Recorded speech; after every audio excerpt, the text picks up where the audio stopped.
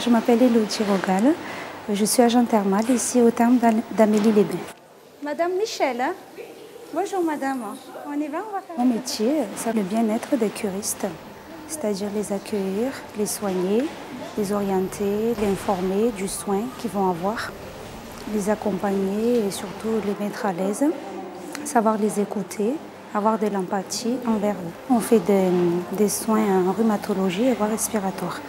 Donc les cataplasmes, le bain de boue, les douches sous-marines, c'est-à-dire dans une baignoire, et la douche généralogée, la douche tout court. À chaque passage, on a notre protocole d'hygiène, désinfection, et ça c'est pareil pour à chaque passage de curiste. Le matin quand on arrive, on prépare notre cabine et ensuite on a le listing sur les rendez-vous. Ils ont une carte, ils ont l'ordonnance du médecin. On applique le soin, par exemple sur les genoux, le cervical ou les lombaires. J'ai suivi une formation d'agent thermal, un DU agent thermal, qui dure pendant environ 6 mois avec des stages pratiques à l'entreprise. On travaille avec entre collègues, avec nos surveillants et avec des hôtesses d'accueil, des infirmiers. La compétence requise pour ce métier, c'est déjà, ça exige une bonne condition physique, parce que c'est quand même un travail assez physique.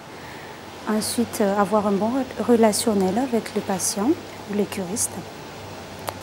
Être à l'écoute, avoir le sourire tous les jours parce qu'il faut être un peu plus agréable avec eux, très agréable. C'est une douche avec laquelle je vais vous masser tout le long du dos avec ce tuyau. On crée des liens parce qu'on les soigne et aussi on les écoute parce que ce n'est pas toujours les problèmes de mots. Des fois, ils nous en parlent de problèmes personnels même, des fois, qui est complètement dehors des soins. Voilà, justement, on est là pour les écouter. Ce qui me plaît dans ce métier, c'est le contact avec les personnes, le côté médical, le soin, apporter un peu de bien-être aux personnes et c'est très agréable.